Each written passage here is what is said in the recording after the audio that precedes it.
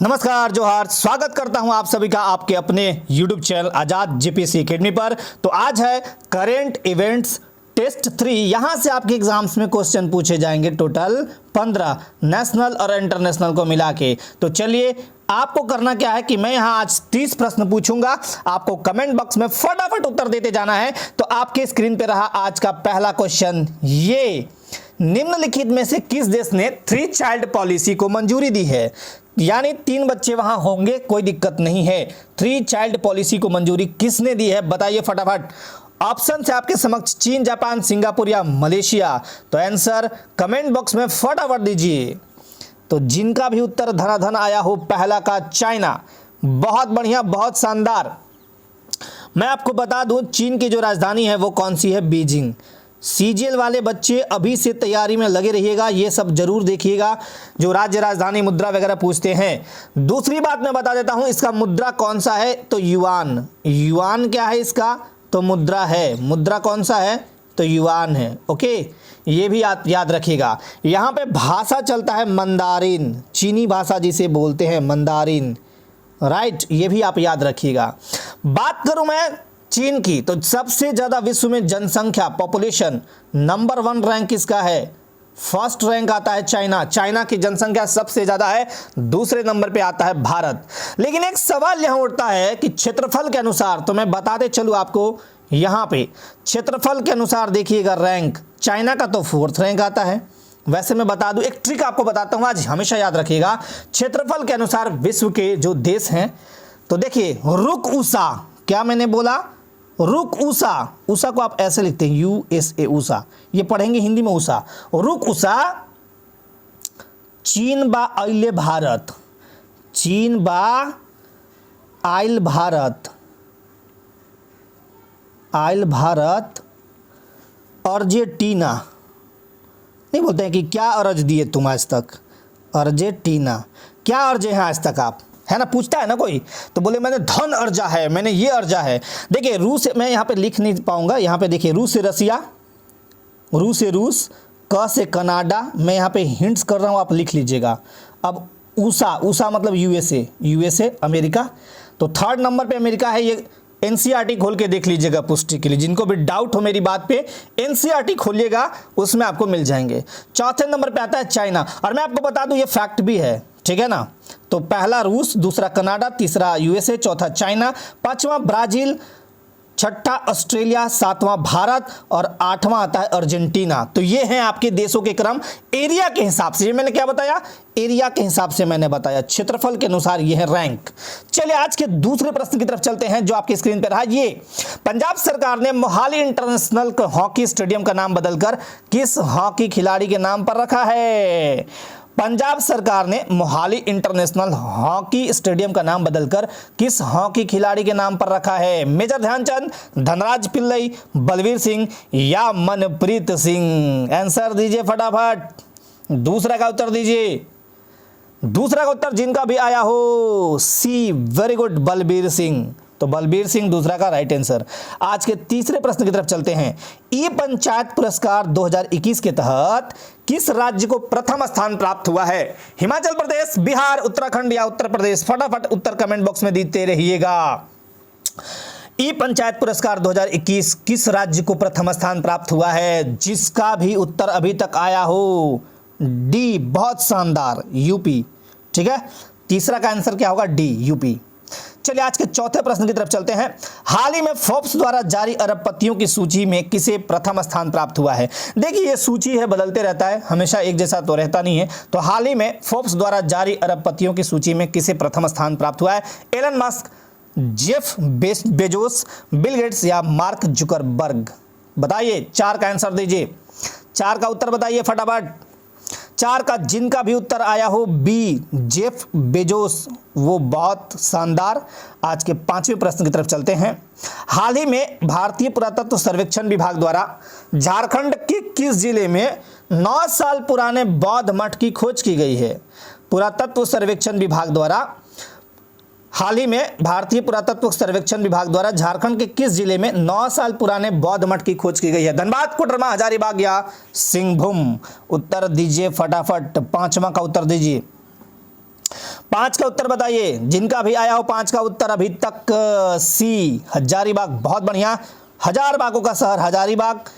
और पुलिस प्रशिक्षण केंद्र, जब आप डीएसपी बनेंगे, दरोगा बनेंगे, तो यहाँ प्रशिक्षण केंद्र भी है। बीएसएफ की ट्रेनिंग भी चलती है हजारीबाग के मेरू में। और मैं बता दूं आपको कि यहाँ सबसे जो गर्म जलकुंड है, सूर्य कुंड, सूरज कुंड यही है। भारत का भी गर्म जलकुंड है, ठीक है। तो सूरज कुंड है, 1000 बागों का शहर हजारीबाग को भी कहते हैं। और सबसे अधिक वर्षा वाला जिला हजारीबाग, ठीक है, सबसे अधिक वर्षा वाला जिला हजारीबाग। चलिए आज के छठे प्रश्न की तरफ चलते हैं। वैश्विक शांति सूचकांक 2021 के संबंध में कौन सा कथन सही नहीं है? कौन सा कथन सही नहीं है? यहां पे थोड़ा सा दिमाग लगाइएगा। इसमें प्रथम स्थान आइसलैंड को प्राप्त हुआ है, दूसरा भारत को 135वां स्थान प्राप्त हुआ है, और तीसरा 2021 में भारत का स्थान 140वां है। चलिए बताइए उत्तर फटाफट। 6 नंबर का उत्तर दीजिए। थोड़ा सा कंफ्यूज करने का कोशिश, या यूं कहे कि मिस प्रिंटिंग का कोशिश किया गया है यहाँ पे जान बूझ के, ताकि आप आयोग में ऐसे प्रश्नों को भी हल कर पाएं और बिना डरे वहां पे अपने उत्तर को दर्ज कर पाएं। तो छठा का उत्तर दीजिए, जिनका भी उत्तर आया हो बी, केवल 3। बहुत बढ़िया, ये रैंक तो गलत दिया हुआ है। वैसे पूछा ये कि इसमें प्रथम स्थान आइसलैंड को प्राप्त हुआ, ये सही है। कौन सा सही नहीं पूछा था ना। और भारत को 135वां स्थान प्राप्त हुआ है, तो फिर 40वां कहाँ से हो गया। खैर आज के 7वें प्रश्न की तरफ चलते हैं। हाल ही में चर्चा में रहे नीरज चोपड़ा, वाह वेरी गुड, बहुत बढ़िया नाम, जिन्होंने भारत के सीने मतलब भारत के गर्व को बहुत ऊंचा उठाया है। हर भारतीय के सीने को चौड़ा कर रखा है नीरज चोपड़ा ने। का संबंध किस खेल से है? फुटबॉल, मुक्केबाजी, तीरंदाजी या जैवलिन थ्रो, जिसे कहते हैं भाला फेंक हिंदी में, जैवलिन थ्रो। तो बताइए नीरज चोपड़ा का संबंध किस खेल से है? फुटबॉल, मुक्केबाजी, तीरंदाजी या जैवलिन थ्रो। 7 का उत्तर दीजिए फटाफट। जिनका भी उत्तर आया हो डी, अभी तक बहुत शानदार, बहुत अच्छा, खेल में आप भी महारत हासिल किए हुए हैं, पढ़ाई के क्षेत्र में, ठीक है ना। 8वें प्रश्न की तरफ चलते हैं। हाल के दिनों में सुर्खियों में रहा टोकामक। टोकामक क्या है? चीन द्वारा निर्मित एक रोवर, जापान द्वारा निर्मित प्रक्षेपास्त्र, संलयन ऊर्जा को नियंत्रित करने का यंत्र, या चीन में निर्मित विशालकाय पनडुब्बी। 8 का उत्तर बताइए फटाफट। 8 का उत्तर जिनका भी आया, संलयन ऊर्जा को नियंत्रित करने का यंत्र। Very good. 8 का आंसर जो होगा वो होगा सी। आज के 9वें प्रश्न की तरफ चलते हैं। हाल ही में भारत के किस पड़ोसी देश ने अपनी संसद को भंग कर दिया है? यहाँ पे कर होगा, भंग कर दिया है, ये वाला सुधार लीजिएगा, है ना। नेपाल, म्यांमार, श्रीलंका या भूटान।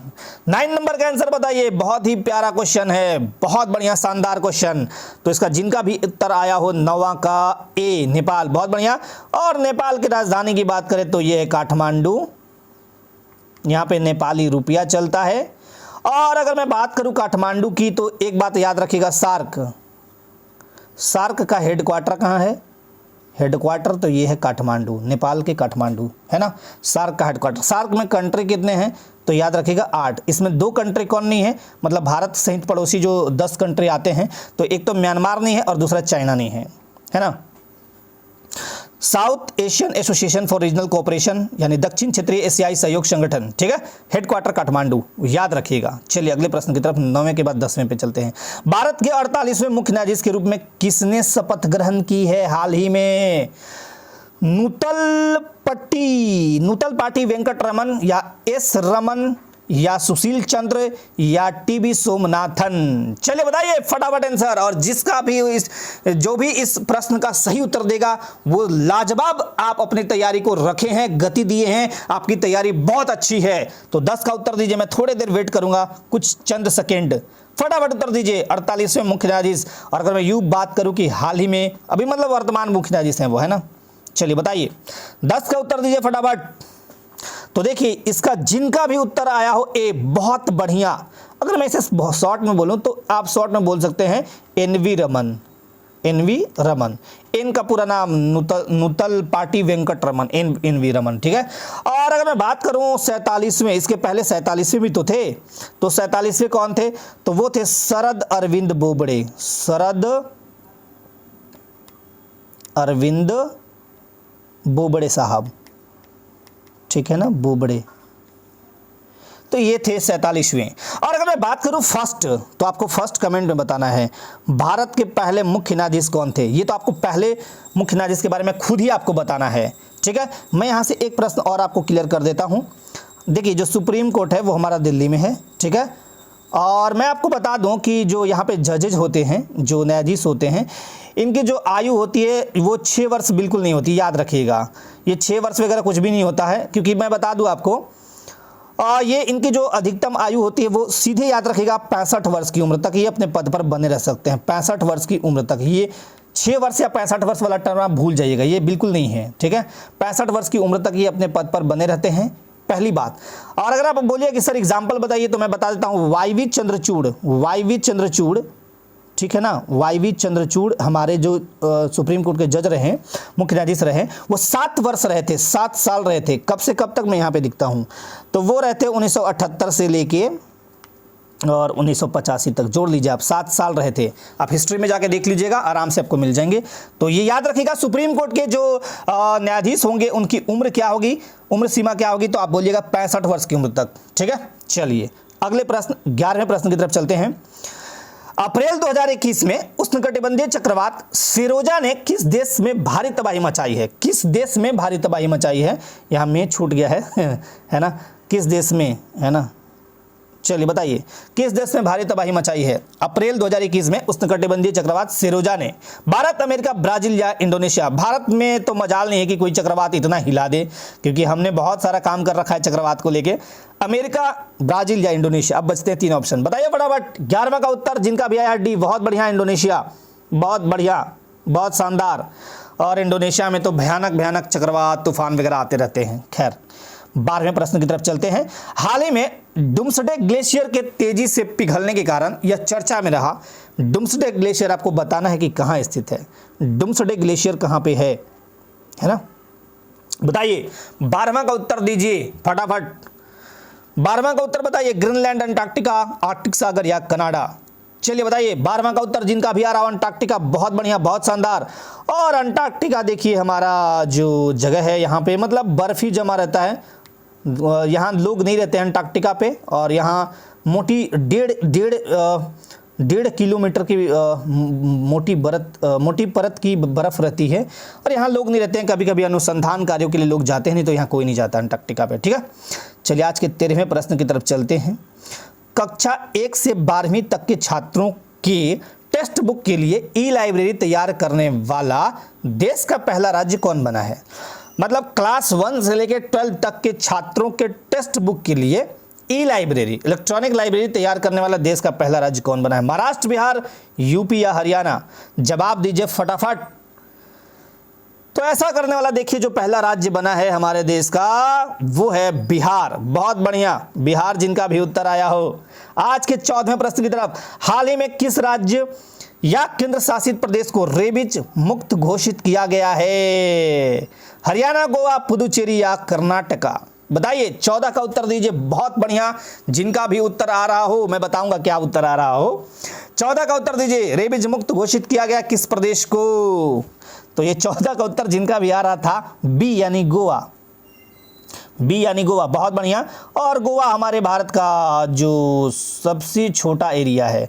भारत का क्या है, सबसे छोटा एरिया, ठीक है ना, सबसे छोटा मतलब राज्य एरिया के हिसाब से, ठीक है, एरिया के हिसाब से मैंने ये पहले भी बताया था, गोवा है, ठीक है ना। चलिए आज के 15वें प्रश्न की तरफ चलते हैं। 21 जून 2021, आप सभी को पता है कि 21 जून को योगा दिवस मनाते हैं। तो 21 जून 2021 को मनाए गए अंतर्राष्ट्रीय योग दिवस का थीम क्या था। बहुत बढ़िया, बहुत प्यारा question. Yoga for well being, yoga well family, yoga for heart, yoga for life. बताइए 15 का उत्तर फटाफट, 15 का उत्तर दीजिए। और जिनका भी उत्तर अभी तक आया हो ए, योगा फॉर वेल बीइंग। बहुत बढ़िया, बहुत शानदार। 16वें प्रश्न की तरफ चलते हैं। जून 2021 में प्रसिद्ध व्यक्ति मिल्खा सिंह, बहुत ही शानदार व्यक्तित्व भारत के रहे हैं, और इनसे सीखना चाहिए हर अभ्यर्थी को कि लड़ाई कैसे लड़ी जाती है, कैसे जीते जाते हैं, है ना, कंपटीशन में कैसे आगे निकला जाता है। इनसे सीखिए, मिल्खा सिंह से। इन पे मूवी भी बनी है, भाग मिल्खा भाग। तो जून 2021 में प्रसिद्ध व्यक्ति मिल्खा सिंह का निधन हो गया, उनके संबंध में कौन सा कथन सत्य है? उन्हें फ्लाइंग सिख के नाम से जाना जाता है। 1958 में टोक्यो ओलंपिक में उन्होंने स्वर्ण पदक जीता। 1959 में उन्हें पद्मश्री से सम्मानित किया गया। बताइए फटाफट आंसर। वाह, आंसर तो बहुत शानदार आया है। 16 का आंसर होगा डी, उपयुक्त सभी। ठीक है, सभी सही है। उनको फ्लाइंग सिख भी बोलते हैं। टोक्यो में स्वर्ण पदक भी जीता और पद्मश्री से भी भारत सरकार ने उनको सम्मानित किया। और मैं आपको मिल्खा सिंह से एक चीज़ बताऊंगा कि मिल्खा सिंह वो व्यक्तित्व हैं जो मतलब कभी ऐसा हुआ था कि उनके लाइफ में बहुत परेशानियां थी। इनके फादर मदर का, इसे भाग मिल्खा भाग में मूवी में भी दिखाया है। इनके फादर मदर का मतलब बिछड़ाव हो जाता है इनसे। बहुत तरह के ये क्रिटिसिज्म को झेलते हैं, बहुत तरह के लोग इनको क्रिटिसाइज भी करते हैं, बहुत परेशान होते हैं। और अंततः फिर ये आर्मी में ज्वाइन करने के बाद फिर ये अपनी लाइफ को आगे बढ़ाते हैं। आप सभी को इनसे सीखना चाहिए कि कम टाइम में भी कैसे तैयारी की जाए। और बहुत बढ़िया व्यक्तित्व इनका। कभी अगर कभी पढ़ाई के टाइम में लगे कि टेंशन, तो इनका एक मूवी का शॉर्ट क्लिप देख लिया कीजिए, बहुत एनर्जी मिलती है। खैर, आज के 17वें प्रश्न की तरफ चलते हैं। मंगोलिया का सर्वोच्च नागरिक पुरस्कार the order of polar star से किस भारतीय को सम्मानित किया गया है? मंगोलिया का सर्वोच्च नागरिक पुरस्कार the order of polar star से किस भारतीय को सम्मानित किया गया? बताइए।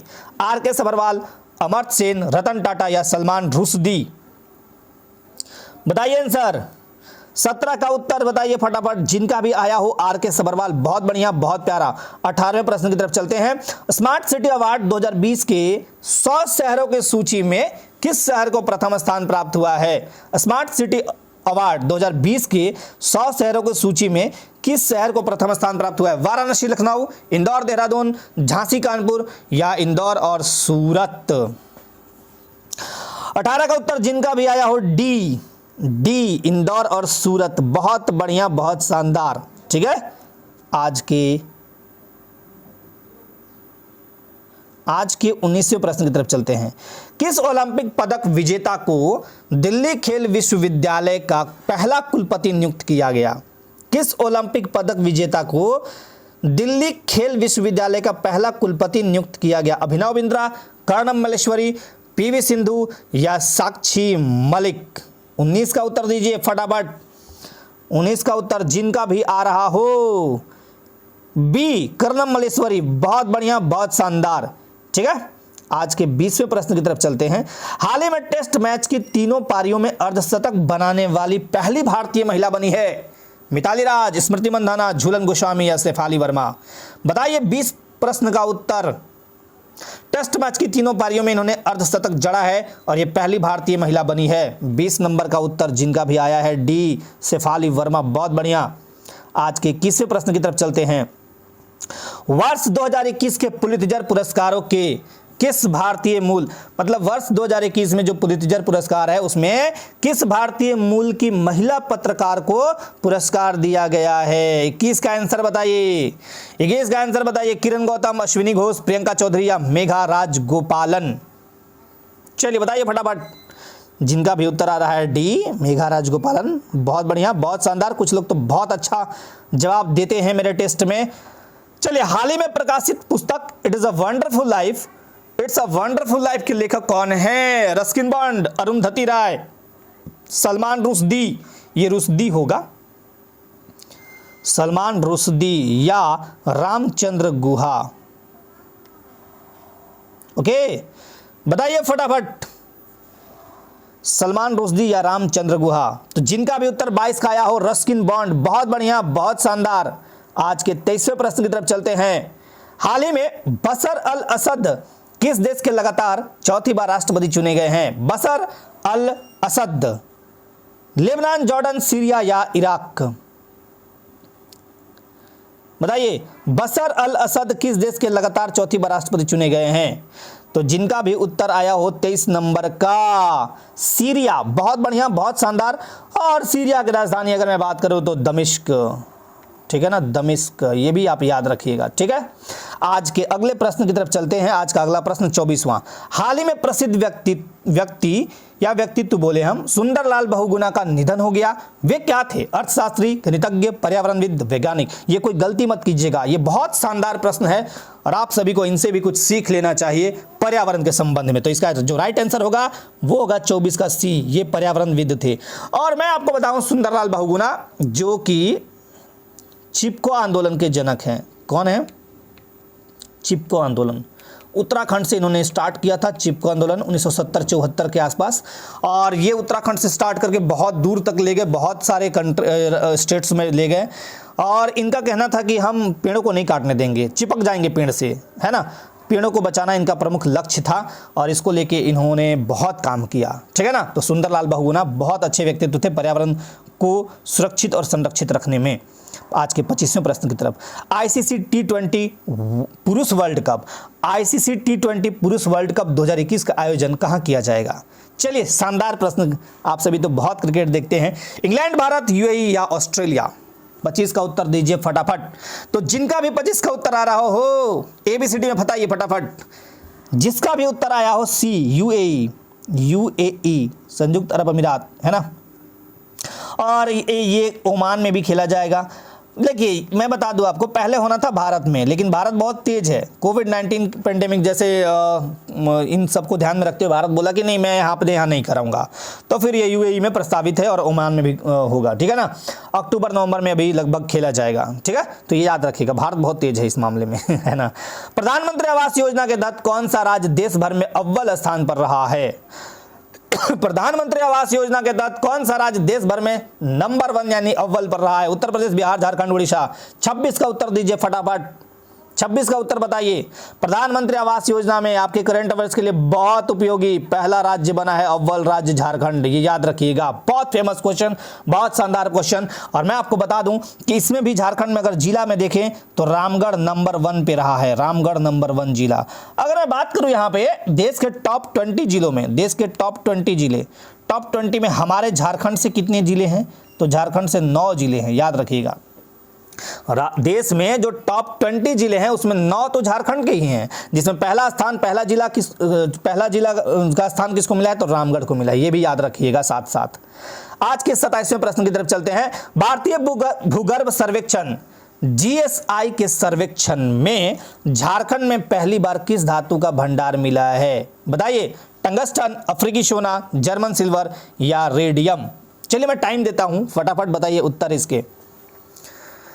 बताइए फटाफट उत्तर 27 नंबर के।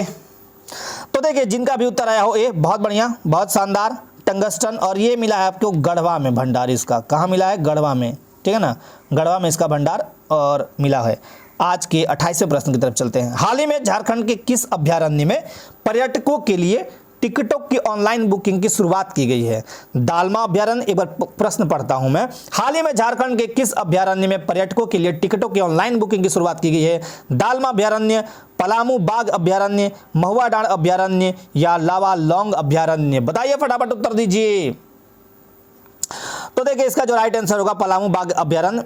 पीटीआर का मतलब क्या होता है? देखिए, पीटीआर मैं यहाँ पे लिखता हूँ पीटीआर, तो पलामू टाइगर रिजर्व, ठीक है ना। पलामू बाघ अभ्यारण्य, यहाँ पे ऑनलाइन बुकिंग की शुरुआत की गई। आइए, खाइए पीजिए, घूमिए फिरिए, मस्ती कीजिए, है ना। ये आपका ऑनलाइन बुकिंग की शुरुआत की गई। चलिए अगले प्रश्न की तरफ। आज का 29वां प्रश्न। रांची में स्थित जयपाल सिंह स्टेडियम के सौंदर्यीकरण के लिए रांची नगर निगम द्वारा कितनी राशि की स्वीकृति दी गई है? रांची में स्थित जयपाल सिंह स्टेडियम है, उसके सौंदर्यीकरण के लिए रांची नगर निगम द्वारा कितनी राशि की स्वीकृति दी गई है?